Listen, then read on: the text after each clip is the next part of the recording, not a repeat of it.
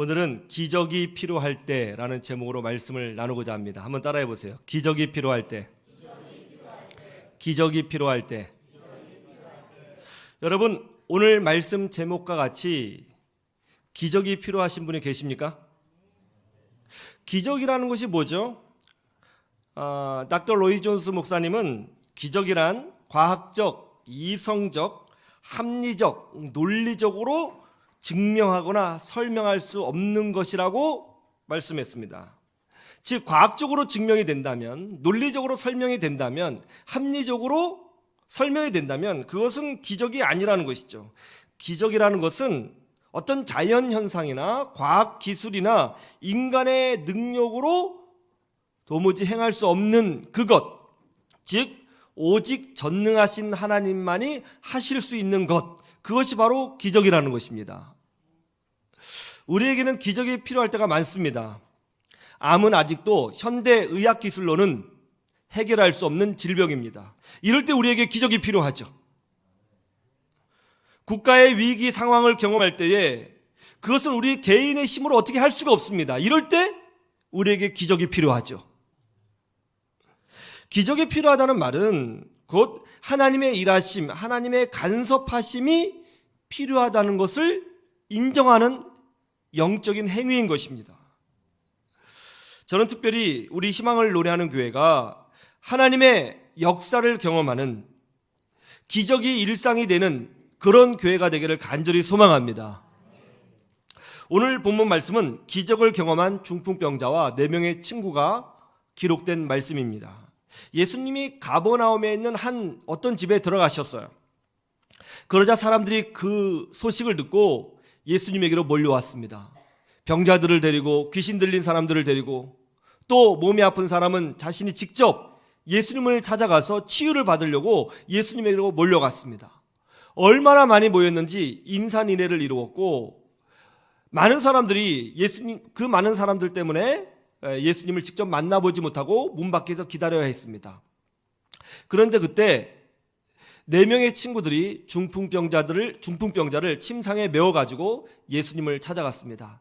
그런데 사람들이 너무나 많아서 예수님께 갈 수가 없었다는 것이죠. 그러자 어떻게 했습니까? 이 친구들이 지붕 위에 올라가서 지붕을 뜯어내고 그 침상을 예수님께로 달아내렸다는 것입니다. 그러자 예수님이 그들의 믿음을 보시고 작은 자야 뇌 죄 사함을 받았느니라 하시고는 놀라운 능력으로 그 중풍병자를 치유해 주셨다는 것이죠.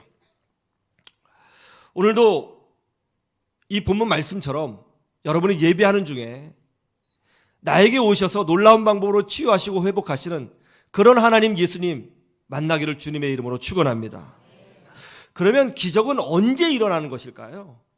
어떻게 해야 기적이 일어날까요? 기도를 많이 하면 기적이 일어날까요? 막 부르짖으면 기적이 일어날까요? 부흥회 같은 데 참석해서 막 큰 소리로 부르짖고 땅을 치면서 기도하면 기적이 일어나는 것일까요? 언제 기적이 일어날까요?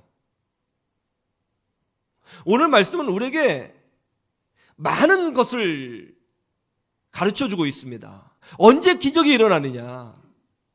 오늘 말씀 이렇게 설명하고 있습니다. 첫 번째로 사랑과 믿음이 만날 때 기적이 일어난다는 거예요. 한번 따라해 보세요. 사랑과 믿음이 만날 때. 오늘 본문 말씀 3절을 보시죠. 같이 볼까요? 시작. 사람들이 한 중풍병자를 4사람에게 메워가지고 예수께로 올세. 움직이지 못하는 한 중풍병자를 향한 치근한 마음, 누워서 소대변 봐야 하고 제대로 말할 수도 없어서 답답한 마음으로 그저 하루하루 살아가는 이 중풍병자를 향한 안타까운 마음, 불쌍히 여기는 마음, 이것이 뭐죠? 사랑이죠. 중풍병자를 사랑하는 친구들이 이 친구를 그냥 둘 수가 없었습니다. 그래서 이 중풍병자를 침상에 뉘어 가지고 자기들이 메고 예수님을 찾아갔습니다. 이것은 순전히 사랑의 마음이었습니다. 예수님께 가면 치유받을 수 있다고 하는 믿음과 이 죽어가는 친구를 살려야 한다고 하는 그 사랑의 마음이 만났을 때에 우리 주님은 그들의 행동을 보시고 작은 자야 뇌 죄사함을 받았느니라 그렇게 말씀해 주셨고 능력으로 그 질병을 치유해 주신 것이죠. 언제 기적이 일어난다고요? 사랑과 믿음이 만날 때 기적이 일어난다는 거예요. 저도 그런 경험이 있습니다. 제가 창신교회에서 청년부 사역을 할 때였습니다. 교회 카페에서 청년부 부장 집사님과 청년 임원들과 차를 마시면서 교제를 나누고 있었습니다. 그런데 6살인가 7살쯤 되어 보이는 여자아이가 이 카페로 들어오는 거예요. 그 여자아이의 팔과 목에는 아토피로 완전히 뒤덮여 있었습니다. 한눈에 보기에도 너무나 안타까웠어요. 치근한 마음이 들었습니다. 그때 부장 집사님이 제게 이렇게 말을 하는 거예요. 목사님, 우리 주은이를 위해서 좀 기도해 주세요. 이 아이가 누구 집사의 딸인데 이 아토피가 너무 심해가지고 병원에 다니고 있지만 잘 낫지 않고 있습니다. 그래서 이 아이의 부모가 기도도 많이 하고 또 지방으로 이사를 갈까 지금 그 문제까지 기도하고 있는 상황입니다. 목사님 기도해 주세요. 근데 그 아이를 보는데요, 너무나 예쁘기도 하고 또 너무나 안타깝기도 하는 거예요. 마치 제 아이 같았습니다. 그래서 그 아이를 안고 하나님께 간절히 기도했습니다. 기도하는데 이 팔을 만지니까 이 아토피에 까끌까끌한 게 만져지는 거예요. 막 눈물이 나는 거예요. 너무 가슴이 아파서 열심히 기도했어요. 정말 간절히 기도했어요. 그러고 나서 한 달 후에 하나님이 이 아이를 완전히 치유해 주셨습니다. 저는 특별히 신유의 은사가 강한 사람이라고 생각해 본 적이 없습니다. 그리고 그런 경험도 별로 없었습니다. 그런데 어떻게 이런 능력이 나타났을까? 제가 생각을 많이 했거든요. 그전과 다른 것이 뭐였을까? 그전에 내가 많이 기도를 했는데 그때와 지금의 다른 점이 뭘까 생각을 해봤더니 다른 점은 하나였어요. 그 아이를 위해서 기도할 때는 정말 사랑의 마음으로 기도했거든요. 정말 안타까운 마음으로 기도했거든요. 정말 간절한 마음으로 기도했거든요. 지금도 제가 생각하기를 그때 그런 마음으로 사랑의 마음으로 기도하니까 하나님이 응답해 주신 것이 아닌가, 지금도 그렇게 생각하고 있습니다. 사랑과 믿음이 만날 때 기적이 일어납니다. 로마 장교인 백부장의 하인이 죽을 병에서 치유를 받았죠. 어떻게 치유받았죠? 예수님만이 구원의 길이라고 하는 백부장의 강한 믿음과 아무도 신경 쓰지 않는 그 하인을 향한 이 백부장의 사랑이 만났을 때 예수님이 기적을 보여주신 것이죠. 수로보니게 여인이 귀신 들린 자신의 딸을 치유해달라고 예수님께 간청했습니다. 그러나 예수님은 이방인의 기도를 들어주지 않는다며 거절하셨습니다. 그때 수로보니게 여인이 계속 간청하자 결국 예수님이 응답하셨고 그녀의 딸을 치유해 주셨습니다. 예수님이 그녀의 기도에 응답하신 이유가 뭘까요? 딸을 사랑하는 그 어머니의 그 사랑의 마음과 예수님을 향한 믿음이 만났기 때문에 기적이 일어나게 된 것이죠. 많은 분들이 제 기도를 받기 위해서 저를 찾아옵니다. 목사님 기도해 주세요. 목사님이 기도하시면 능력이 나타납니다. 기도해 주세요 하면서 기도를 받으려고 옵니다. 그런데 특별히 어린 자녀들을 많이 데리고 옵니다. 그런데 그때마다 제가 간혹 해주는 이야기가 있어요. 그게 뭐냐면, 집사님, 제 기도보다 어머니의 기도가 더 강력합니다. 그러면 기도 안 해주는 줄 알고 애를 막 저한테 던지면서 아니에요. 목사님 기도가 더 좋아요. 막 그러더라고요. 기도를 안 해주겠다는 것이 아니라 저는 정말 그런 마음을 가지고 있거든요. 아니, 자기 자녀를 제일 많이 사랑하는 사람이 누구겠어요? 엄마고 아빠잖아요. 그렇다면 누구의 기도가 더 강력하겠어요? 저는 지금도 그런 생각을 가지고 있습니다. 오늘 말씀이 보여주고 있는 바와 같이 사랑과 믿음이 만날 때 역사가 일어나는 거예요. 자녀들을 위하여 사랑과 믿음으로 기도하시는 여러분 되기를 주님의 이름으로 축원합니다. 어떻게 해야 우리나라에 하나님의 놀라운 축복이 임합니까?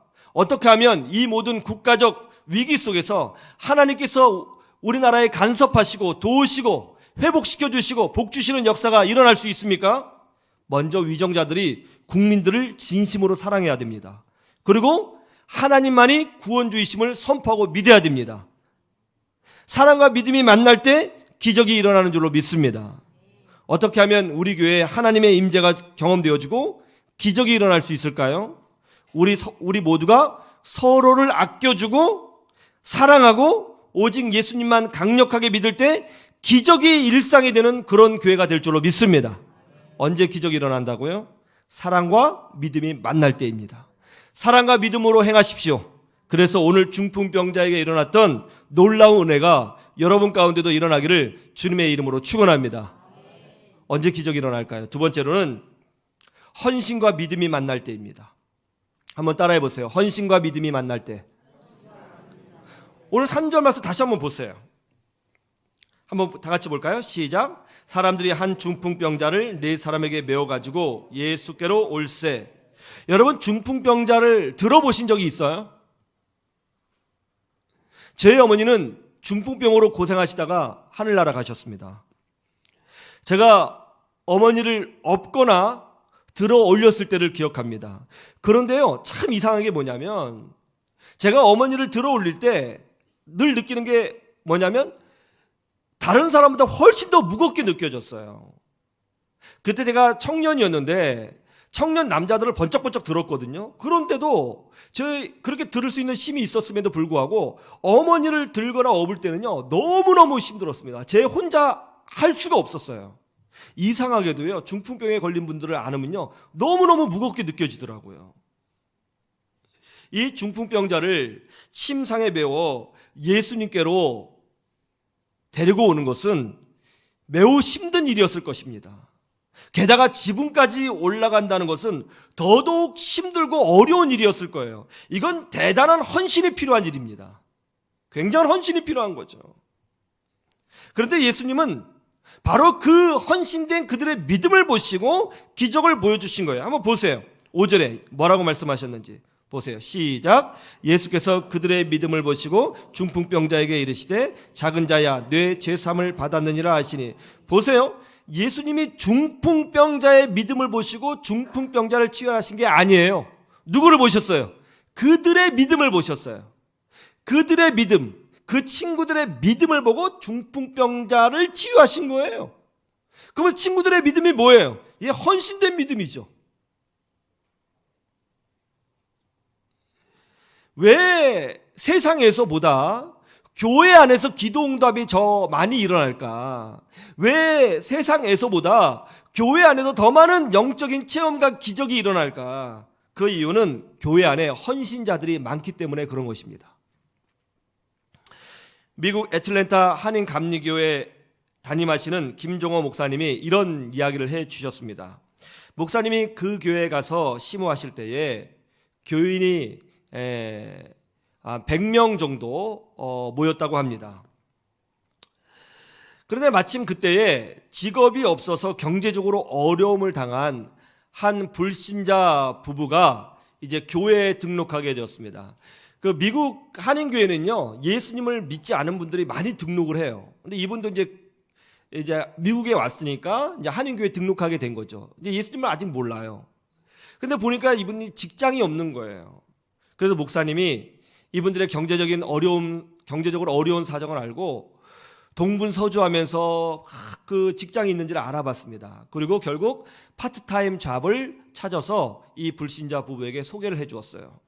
이 목사님의 그 헌신된 모습을 보고 이 부부가 예수님을 믿기로 결정하고 교육을 받고 세례를 받게 되었습니다. 그쯤 한 달 정도 지났을까요? 어느 날 이 두 부부가 신문지로 싼 물건을 목사님께 내놓았습니다.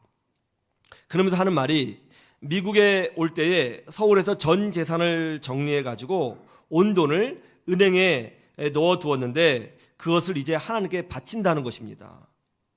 목사님은 이제 세례받은 지 한 달밖에 되지 않은 이 초신자 부부가 생활도 매우 어려운데 이 거액을 갖다가 헌금한다고 그러니까 너무 부담이 된 거예요. 그래서 헌금하지 말라고 했습니다. 나중에 형편이 좋아지면 그때 해도 된다고, 하지 마시라고, 갖고 가시라고 이렇게 했어요. 그랬더니 그 부부가 아니 목사님께서 말씀하시기를 이렇게 해야 축복받는다면서요. 제가 축복받기 위해서 헌금합니다.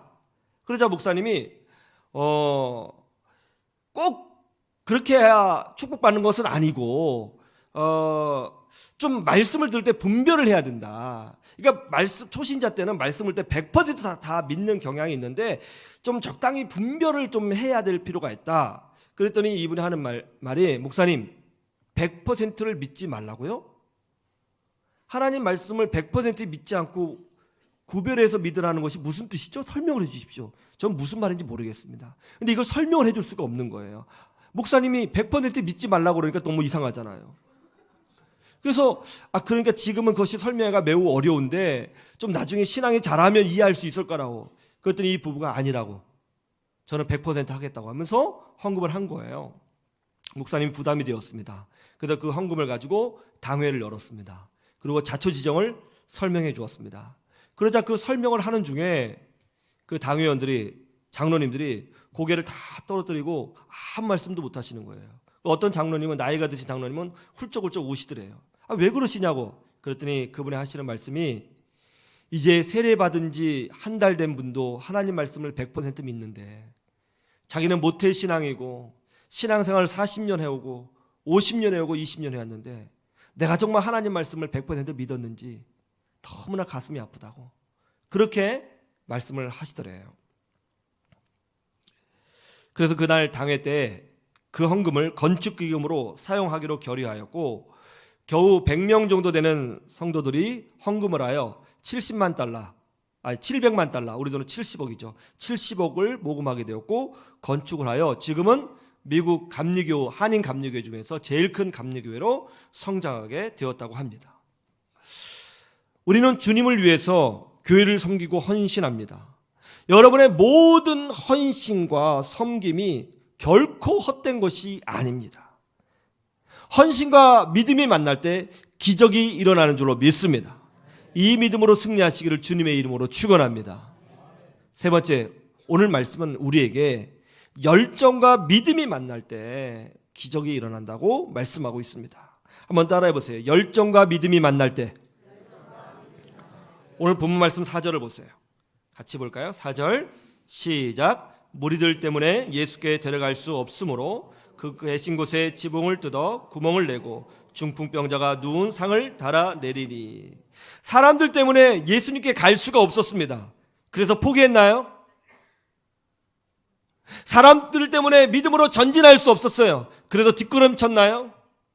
사람들 때문에 길이 막혔어요. 그래서 되돌아갔나요? 사람들 때문에 하나님의 은혜를 구할 수가 없었어요. 그래서 포기했나요? 아니요. 전혀 그렇지 않습니다. 오히려 남들이 절대로 생각할 수 없는 도전을 그들은 과감히 실천했습니다. 그것이 뭐죠? 지붕에 올라가서 지붕을 뜯어내는 것이었습니다. 다른 말로 하면 어떻게 해서든지 포기하지 않고 방법을 찾기 위해서 애를 썼다는 것이죠. 우리는 이것을 열정이라고 부릅니다. 열정과 믿음이 만날 때 기적이 일어나는 줄로 믿습니다. 많은 분들이 기도만 하고 아무 행동도 안 하는 것을 봅니다. 여러분, 이것은 바른 신앙이 아니죠. 기도한 자는 하나님께서 길을 열어주실 것을 믿고 찾고 두드리고 구해야 되는 줄로 믿습니다. 이것이 성경적인 방법인 것이죠. 여러분, 우리에게 긍정적인 삶의 자세와 웃음의 능력에 대하여 가르쳐 주신 황수관 박사님 잘 알고 계시죠? 황수관 박사님. 몇 년 전에 하나님의 부름을 받으셨는데요. 이분이 꼭 TV에 나와서 항상 자기 자신을 이렇게 소개하셨죠? 안녕하십니까? 황수관 박사입니다. 그렇게 했죠. 항상 웃으시면서. 황수관 박사님은 여러분 잘 아시는 대로 연세대학교 의과대학교 교수였습니다. 그런데 놀라운 것은 황수관 박사님은 의대를 나오신 분이 아니었습니다. 그냥 교육대학교를 나온 분이셨죠. 전공이 아마 사회복지학이었던 것 같습니다. 그런데 이분이 의학에 관심이 많았습니다. 그래서 대학원에 다닐 때 자기 전공 과목도 아닌데 의과대학원에 들어가서 그냥 청강을 한 거예요. 그때 교수님과 학생들이 지금 뭐 하는 거냐고 막 뭐라고 했죠. 그래도 그냥 듣기만 하겠다고 하면서 10년 내내 청강을 한 거예요. 10년 내내. 그러다가 교수님하고 친해진 겁니다. 10년 내내 똑같은 과목을 들으니 친해질 수밖에 없죠. 근데 교수님이 그 의사들 모여서 여는 컨퍼런스가 있는데 본인이 바빠서 못 가니까 황수관 박사님에게 자네가 대신 갔다 오고 거기서 주는 자료를 좀 받아오라고 심부름을 시킨 거예요. 근데 그 컨퍼런스에 참여를 했습니다. 그리고 끝나고 이제 기차를 타고 집으로 돌아오는 길이었는데 그 맞은편에 앉은 분에게 전도한 거죠. 황승환 박사님이 항상 전도를 했거든요. 예수 믿으라고 계속 전도를 하는데 그분이 가만히 듣고 있더니 그렇게 말을 하더라는 거죠. 선생님, 저도 사실은 교회를 다닙니다. 제가 안수 집사입니다. 저는 안수 집사지만 이렇게 길에서 누군가에게 전도한 적이 한 번도 없습니다. 부끄러워서 시도도 못 해봤습니다. 그런데 저에게 이렇게 열정적으로 전도하시는 모습을 보니까 제가 정말 부끄럽습니다. 그러면서 이제 그분하고 이야기를 하게 된 거예요. 그때 그분이 이런 얘기를 합니다. 자기가 연세대학교 의과대 교수인데 우리 학교에서 올 가을에 교수님을 채용하려고 한다. 거기 한번 지원해 보시라. 그러면서 자기 명함을 주고 갔답니다. 근데 자기는 의학 박사가 아니잖아요. 의사가 아닙니다. 고민하던 차에 정말 보니까 교수 채용 공고가 난 거예요. 이 문제를 놓고 하나님께 열심히 기도했죠. 마음에 은혜가 있어서 지원을 했더니 정말 합격이 되었고 의사가 아닌데도 불구하고 연세대학교 의과대학교 교수님이 되는 엄청난 기적을 경험하게 된 것입니다. 사람들은 황승환 박사님을 향하여 보통 이렇게 말하죠. 믿음의 사람, 열정의 사람이라고 이야기를 합니다. 이 황승환 박사님 이야기가 몇 년 전에 동아일보의 기사로 잘 정리되어 나왔습니다. 제가 그 동아일보 기사를 보니까 정리가 잘 됐더라고요. 제가 한번 여러분에게 있는 그대로 읽어드리겠습니다. 고등학교를 어렵게 졸업한 소녀는 사범대학에 입학해 잠시 교사 생활을 하다가 더 큰 꿈을 품고 대구대학교 사회복지학과에서 공부를 했다. 그러다 의학에 관심이 생겨 의대 청강생으로 들어갔다. 의대 교수들은 그에게 온갖 수모를 줬지만 그는 꿈쩍도 하지 않았다. 중간고사 때 시험지를 주지 않자 나도 한 장 달라며 항의하는 뻔뻔함도 있었다. 그리고 의대생들보다 더 훌륭한 답을 써서 교수들을 놀라게 했다. 그렇게 그는 10년 동안 의학 수업을 청강했다. 졸업장도 못 받는 수업을 10년이나 청강했던 것이다. 그리고 의대 졸업장도 없이 연세대 의대 교수 공개 채용에 지원했다. 마침내 유학파 출신, 명문대 의대 졸업생 등 많은 경쟁자들을 물리치고 당당하게 실력으로 연세대 의대 교수가 됐다. 우리는 그를 신바람 박사 황승환이라 부른다. 믿음이란 뭘까요? 믿음은 어떻게 표현되는 것일까요? 열정으로 표현될 수 있는 것입니다. 열정과 믿음이 만날 때 기적이 일어나는 줄로 믿습니다. 하나님이 역사의 주인됨을 믿습니다. 예수님이 우리의 구주이시며 목자 되심을 믿습니다. 지금도 구하는 자에게 능력으로 기적으로 함께해 주신다는 것을 믿습니다. 여러분, 여러분의 헌신과 여러분의 사랑과 여러분의 열정은 결코 헛된 것이 아닙니다. 반드시 기적의 열매가 맺혀지는 줄로 믿습니다. 이 믿음으로 승리하시는 여러분 모두가 되시기를 주님의 이름으로 축원합니다.